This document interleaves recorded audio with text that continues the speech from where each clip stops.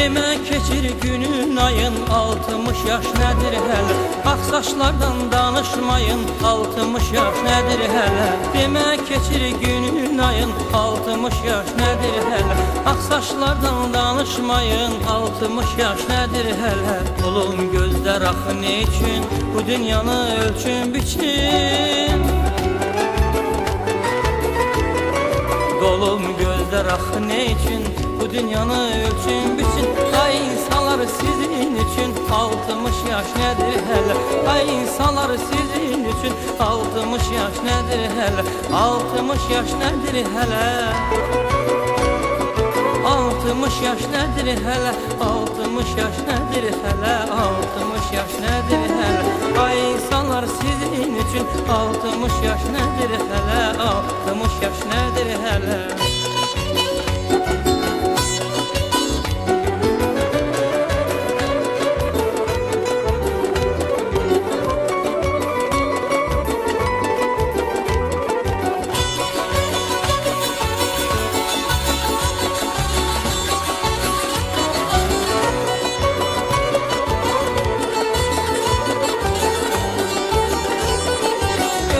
Keçir daşla dağla sen özünü bərkdə yoxla.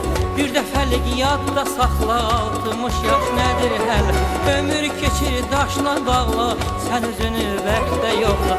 Bir dəfəlik yadda saxla 60 yaş nədir hələ? Dolun gözlər axı ne üçün bu dünyanı ölçün biçin? Dolun gözlər axı ne üçün bu dünyanı ölçün biçin? Ay insanlar sizin için 60 yaş nedir hele? Ay insanlar sizin için 60 yaş nedir hele? 60 yaş nedir hele? 60 yaş nedir hele? 60 yaş nedir hele? 60 yaş nedir hele? Ay insanlar sizin için 60 yaş nedir hele? 60 yaş nedir hele?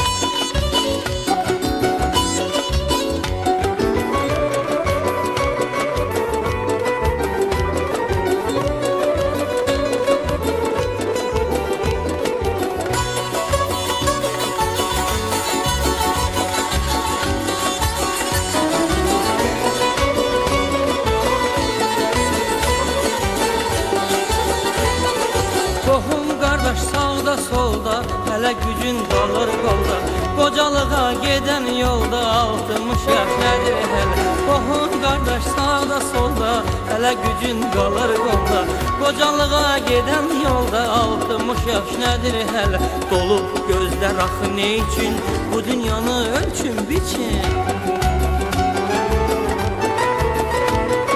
Dolun gözler axı ne için bu dünyanı ölçün biçin? Ay insanlar sizin için 60 yaş nedir hele? Ay insanlar sizin için 60 yaş nedir hele? 60 yaş nedir hele?